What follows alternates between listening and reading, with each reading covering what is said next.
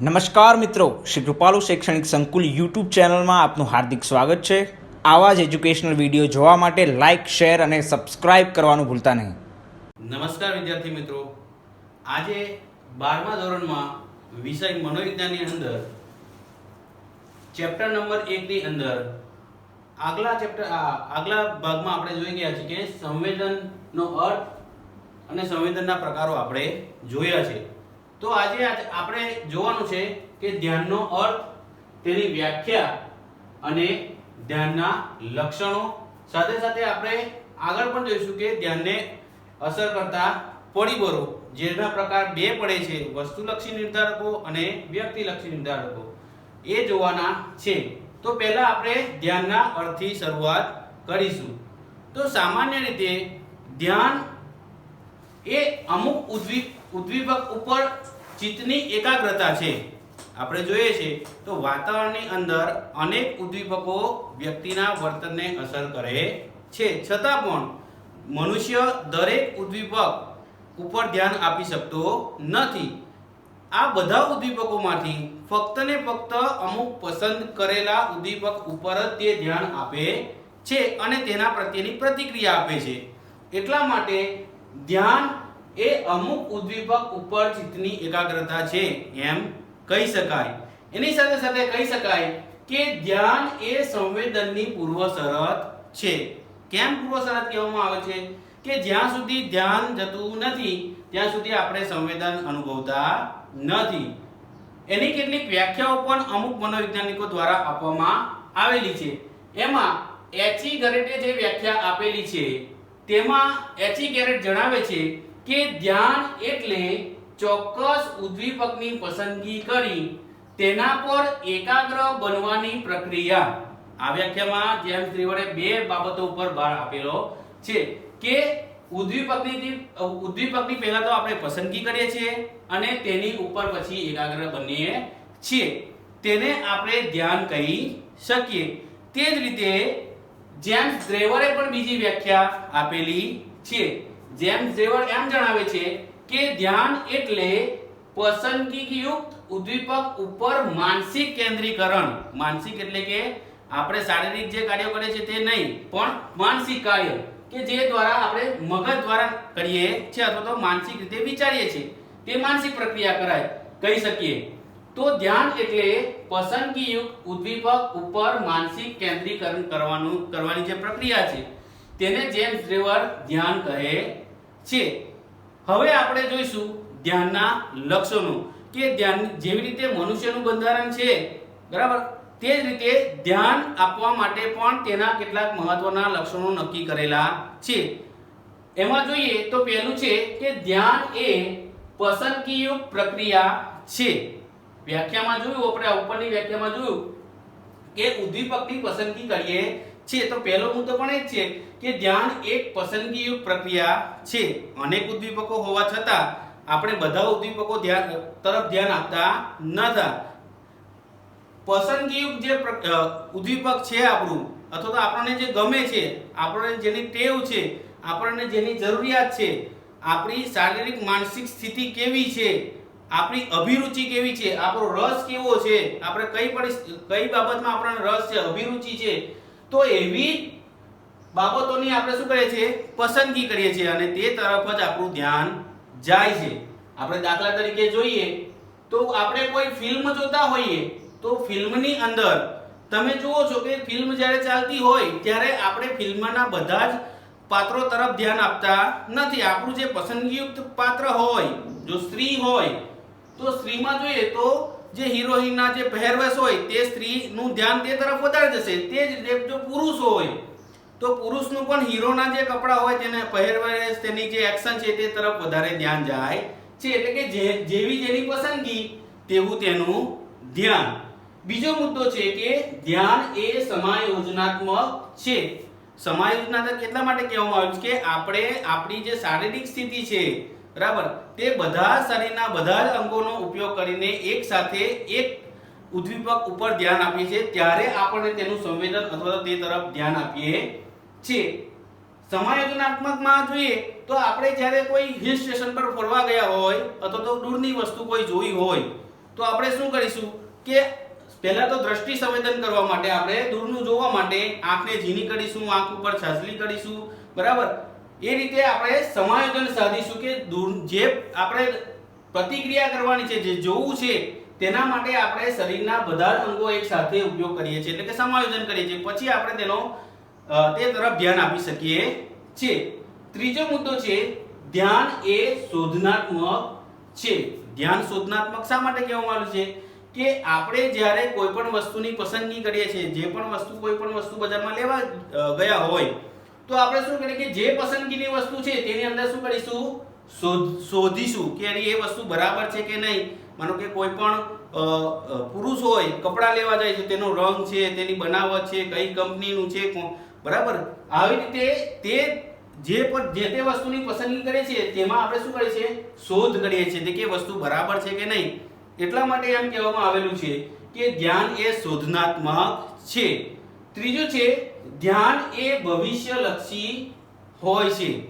આપણે જે ધ્યાન આપીએ છીએ માત્ર વર્તમાન પરિસ્થિતિમાં આપણે જે જોઈએ છે તે વર્તમાન પરિસ્થિતિ હોય છે, છતાં પણ આપણે તેને ભવિષ્યલક્ષી, ધ્યાન શું કીધું છે કે ભવિષ્યલક્ષી, કે આપણે તેને ભવિષ્યલક્ષી કહીએ છીએ. કેમ કે જે રીતે 10મામાં હોય તો 11મામાં કયો વિષય રાખવો, આર્ટ્સ રાખવું છે, કોમર્સ રાખવું છે, સાયન્સ રાખવું છે, તો જે તે રાખવું હોય તેને ભવિષ્યમાં જે બનવાની ઈચ્છા હોય, બરાબર, તે તરફ આપણું ધ્યાન જાય. કોઈને સીએ થવું હોય તો કોમર્સ હશે, કોઈને ડોક્ટર લેવું તો સાયન્સ હશે, બરાબર, કોઈને સાહિત્યકાર થવું હશે તો આર્ટ્સ લેશે. તો ભવિષ્યને ધ્યાનમાં રાખીને વર્તમાનની અંદર આપણે ધ્યાન આપતા હોઈએ છીએ. એટલા માટે કીધું છે કે ધ્યાન એ ભવિષ્યલક્ષી હોય છે. ભવિષ્યને ધ્યાનમાં રાખીને ધ્યાન આપવામાં આવે છે. પાંચમો મુદ્દો છે ધ્યાન એ પ્રેરણાત્મક હોય છે. પ્રેરણાત્મક શા માટે કે ધ્યાન આપણને પ્રેરે છે, બરાબર. જેવી પ્રેરણા તેવું વર્તન. એટલા માટે જેની પ્રેરણા હોય, જેવી આપણી જરૂરિયાત હોય તે તરફ આપણે ધ્યાન વધારે આપીએ છીએ. પ્રેરણાની અંદર જોઈએ તો જેને નોકરીની જરૂરિયાત હશે તો તેનું ધ્યાન વર્તમાન પત્રમાં શાની ઉપર જશે કે નોકરીની જાહેરાત ઉપર. જેને ફિલ્મની અંદર વધારે શોખ હશે તો એ વર્તમાન પત્રની અંદર પહેલું પેજ કયું ખોલશે, તો જે પેજ ઉપર ફિલ્મના સમાચાર આવતા હશે તેની ઉપર. જેને રમતગમતની અંદર શોખ હશે તો સૌથી પહેલો એ રમતગમતનું પેજ ખોલશે. એટલે કે જેવી પ્રેરણા હોય છે તેવું તેનું ધ્યાન જોવા મળે છે. છઠ્ઠું છે ધ્યાનને કેન્દ્ર પ્રદેશ અને સીમા પ્રદેશ. આ એક મહત્વનો પ્રશ્ન બોર્ડની અંદર છે કે બે પ્રશ્ન અહીંયા 1 માર્કના આવે છે કે કેન્દ્ર પ્રદેશ કોને કહેવામાં આવે છે અને સીમા પ્રદેશ કોને કહેવામાં આવે છે. તો જે કેન્દ્ર પ્રદેશ કોને કહેવામાં આવે છે તે વાતાવરણમાં રહેલા જે પણ ઉદ્દીપક ચિત્તની અંદર સ્પષ્ટપણે હાજર હોય તેને કેન્દ્ર પ્રદેશ કહેવામાં આવે છે.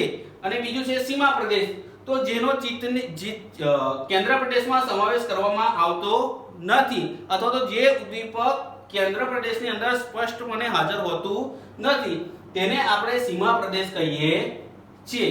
કેન્દ્ર પ્રદેશ અને સીમા પ્રદેશનું એક ઉદાહરણ જોઈએ તો આપણે એક ઉદાહરણમાં જોઈએ તો એક ગોળ રાઉન્ડ છે, એની અંદર એક નાનું બિંદુ પાડવામાં આવેલું છે. જ્યારે તમે આ બિંદુને જોશો ત્યારે આ બહારનો ભાગ એ સીમા પ્રદેશ થઈ જશે અને આ બિંદુ જે છે તે તમારો કેન્દ્ર પ્રદેશ બનશે. જ્યારે તમે બહારનું રાઉન્ડ જોશો અથવા તો ગોળ આકાર જોશો ત્યારે એ મોટો આકાર તમારો કેન્દ્ર પ્રદેશ બને છે અને નાનું જે બિંદુ છે તે તમારો સીમા પ્રદેશ બને છે. એ સાથે સાથે આપણે આગળ ચોપડીમાં તમે જોતા હશો કે વૃત્તક્રામ્ય આકૃતિ, જે રૂબીના કપની આકૃતિ છે તેમાં બે ચહેરા જોવા તમને મળશે કે એમાં જે ચહેરા જોવા મળે છે તે બંને બાજુ એક સરખા જોવા મળે છે અને તે પ્રમાણે એક આકૃતિ બને છે. જ્યારે તમે કપને જુઓ છો ત્યારે પાછળનો ભાગ દેખાતો નથી અને પાછળનો ભાગ જ્યારે જુઓ છો ચહેરાનો ત્યારે આગળનો ભાગ આપણને તે સીમા પ્રદેશમાં જતો રહે છે. સાતમો મુદ્દો છે ધ્યાન ચંચળ છે. ચંચળ શા માટે કીધું છે કે ધ્યાન ક્યારેય એક જગ્યા ઉપર સ્થિર રહેતું નથી. એક જગ્યા ઉપર આપણે ધ્યાન કેન્દ્રિત કરીએ ત્યાં બીજું ઉદ્દીપક તેને આકર્ષિત કરે છે. એટલા માટે એક ઉદ્દીપક ઉપરથી બીજા ઉદ્દીપક પર ધ્યાન તરત જતું રહે છે. આ ધ્યાનની અસ્થિરતાને આપણે ધ્યાન વિચલન કહીએ છીએ. તો આપણે અહીંયા જોઈએ છે કે ધ્યાનના જે લક્ષણો છે એમાં 7 જે મુદ્દા છે તે સૌથી મહત્વના છે. એમાં પહેલું છે ધ્યાન એ પસંદગી પ્રક્રિયા છે, ધ્યાન એ સમાયોજનાત્મક છે, ધ્યાન એ શોધનાત્મક છે, ધ્યાન એ ભવિષ્યલક્ષી હોય છે, ધ્યાન એ પ્રેરણાત્મક છે, ધ્યાનનો કેન્દ્ર પ્રદેશ અને સીમા પ્રદેશ હોય છે, અને ધ્યાન ચંચળ હોય છે. હવે આપણે આગળ જોઈશું ધ્યાનને અસર કરતા પરિબળો. વસ્તુલક્ષી એટલે કે જે તે વસ્તુની અંદર રહેલા જે ગુણ લક્ષણો છે કે જે વ્યક્તિને આકર્ષે છે, વ્યક્તિને ધ્યાન આપવા માટે મજબૂર કરે છે, તો એ વસ્તુલક્ષી નિર્ધારકો કહી શકાય. બીજું છે વ્યક્તિલક્ષી અથવા તો આંતરિક નિર્ધારકો, એટલે કે વ્યક્તિના પોતાના જે ગુણ લક્ષણો છે તેના આધારે પણ વ્યક્તિની જે ધ્યાનની સ્થિતિ છે તે નિર્ધારિત થતી જોવા મળે છે. તો એમાં આપણે પહેલું જોઈશું વસ્તુલક્ષી એટલે કે બાહ્ય નિર્ધારકો. એમાં પહેલું છે કે તીવ્રતા. તો ધ્યાન આપવા માટે વસ્તુની જે તીવ્રતા છે, બરાબર, તે પણ મહત્વનો ભાગ ભજવે છે. એટલે કે તીવ્રતા એટલે કે જે મંદ ગતિ છે અથવા તો જેનો અવાજ મંદ છે, જેની પ્રક્રિયા મંદ છે, તેના બદલામાં જે તીવ્રતા ધરાવતું ઉદ્દીપક છે તે સૌપ્રથમ વ્યક્તિનું અથવા તો દરેક વ્યક્તિનું ધ્યાન આકર્ષિત કરે છે. દાખલા તરીકે આપણે જોઈએ તો આપણા ઘરનો જે ડોરબેલ છે તેનો અવાજ અને રોડ ઉપરથી પસાર થતી એમ્બ્યુલન્સનો જે અવાજ હોય છે, તો બેમાંથી તીવ્રતા કોની વધારે છે? તો કે એમ્બ્યુલન્સના જે અવાજ છે તે એમ્બ્યુલન્સની અવાજની તીવ્રતા એ આપણા ડોરબેલ કરતાં વધુ હોય છે. તો આપણે તરત જ ભલેને ઘરમાં બેઠા હોય તો ડોરબેલ કરતાં આપણને પહેલો આપણું ધ્યાન ક્યાં જશે? કે એમ્બ્યુલન્સના અવાજ ઉપર. તો તીવ્રતા એ વસ્તુલક્ષી નિર્ધારકોની અંદર સૌપ્રથમ ગણવામાં આવે છે અને ધ્યાનના નિર્ધારકોની અંદર મહત્વની ગણવામાં આવે છે. તે જ રીતે કદ આપણે જોઈએ છે વસ્તુલક્ષી નિર્ધારક એટલે વસ્તુની અંદર જે ગુણ લક્ષણો રહેલા છે તેની વાત છે. તો કદ, તો નાની વસ્તુની સરખામણીમાં મોટી વસ્તુ તરત જ આકર્ષણ જન્માવે છે. આપણે જોઈએ તો ઉત્તરાયણ જે પતંગ ઉત્સવ છે તેની અંદર નાની પતંગ કરતા જે મોટી આકારનો જે પતંગ હોય છે તે તરત જ આપણું ધ્યાન આકર્ષિત કરે છે. તે જ રીતે આપણે મેડિકલ સ્ટોર ઉપર જોઈએ છે તો ટેબ્લેટ એ મોટા આકારની ટેબ્લેટ લગાવેલી હોય છે જે તરત જ આપણું ધ્યાન આકર્ષિત કરે છે. આ રીતે કદ પણ એ વસ્તુલક્ષી નિર્ધારકોની અંદર મહત્વની બાબત ગણવામાં આવે છે. ત્રીજું છે વિષમતા. સરખા આકારની વસ્તુઓ અથવા તો એક સરખું હોય તો એ તરત ધ્યાન આકર્ષતું નથી. વિષમતા એટલે કે એકબીજા કરતા અલગ, નાના આકાર કરતા મોટો આકાર અથવા તો આપણે જોઈએ તો ઊંચો અને નીચા આકાર વાળા વ્યક્તિ બે સાથે ચાલતા હોય તો તરત જ આપણું ધ્યાન આકર્ષે છે. તો વિષમતા એટલે કે એકબીજા કરતા વિરુદ્ધ પ્રકારના જ્યારે ઉદ્દીપકો એક સાથે ભેગા થાય છે ત્યારે તે તરત જ આપણું ધ્યાન આકર્ષિત કરે છે. ત્રીજું છે ગતિશીલતા. ગતિશીલતા એટલે સ્થિર ઉદ્દીપકની સરખામણીમાં જ્યારે ગતિશીલ ઉદ્દીપક આપણી સમક્ષ રજૂ થાય છે ત્યારે તે તરત જ આપણું ધ્યાન આકર્ષિત કરે છે. રોડ ઉપર પસાર થતી કોઈ પણ ગાડી તરત જ સ્થિર ગાડી કરતા તરત આપણું ધ્યાન આકર્ષે છે. એટલે કે ગતિશીલ જે તે વસ્તુ હોય તો તે તરત જ આપણું ધ્યાન આકર્ષિત કરે છે. પરિવર્તન એટલે કે અચાનક આવતું કોઈ પણ પરિવર્તન આપણું તરત જ ધ્યાન આકર્ષિત કરે છે. દાખલા તરીકે લાઈટ જાય છે ત્યારે તરત જ આપણે પંખા તરફ ધ્યાન આપીએ છીએ. કેમ? કે ઉદ્દીપકમાં પરિવર્તન થયું છે, પંખો બંધ થયો છે, એટલે તરત જ પ્રતિક્રિયા આપે છે કે લાઈટ ગઈ છે.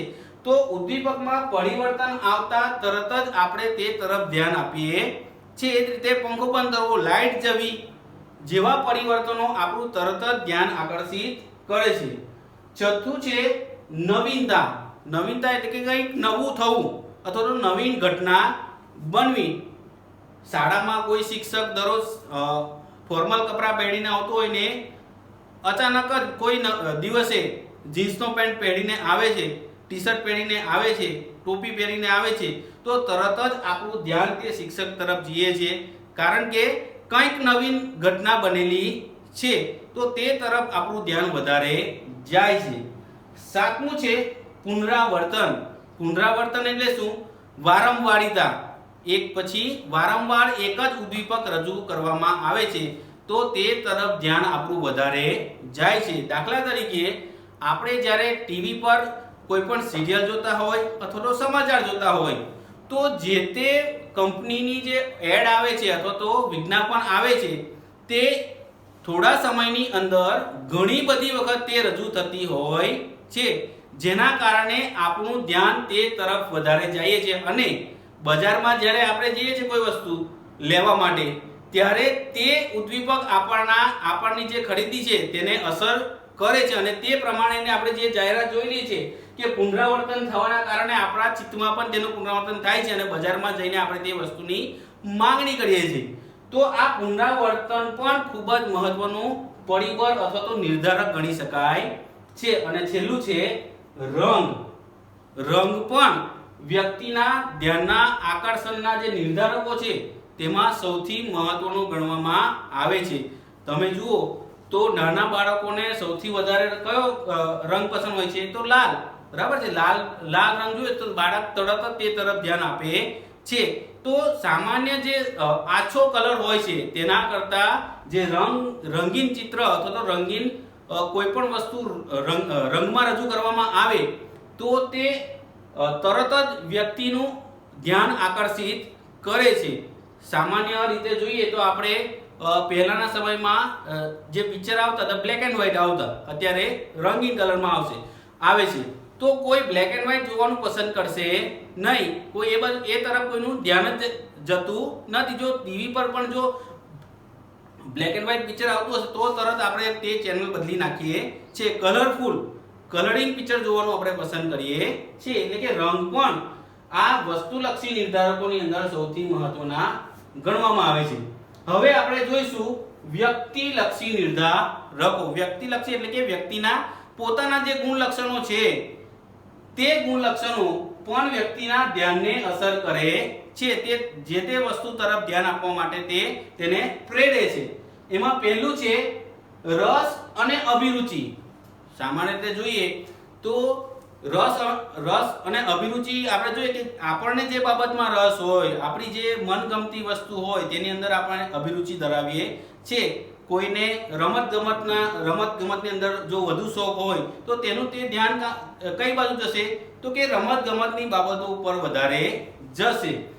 અહીંયા એક મહત્વનો પ્રશ્ન આવે છે કે રસ એ ધ્યાનની જનની કહેવામાં આવે છે. કેમ જનની કહેવામાં આવે છે? કે જ્યાં સુધી રસ હશે નહીં, અભિરુચિ હોય નહીં તો એ તરફ વ્યક્તિનું ધ્યાન જશે જ નહીં. એટલા માટે રસ એ ધ્યાનની જનની ગણવામાં આવે છે. બીજું છે જરૂરિયાત. તો વ્યક્તિની જેવી જરૂરિયાત તેવી તેની પ્રતિક્રિયા અથવા તેવું તેનું વર્તન. વ્યક્તિની આપણે જોઈએ તો જરૂરિયાતની અંદર વાત કરીએ તો ભૂખ, તરસ, ઊંઘ અને આરામ.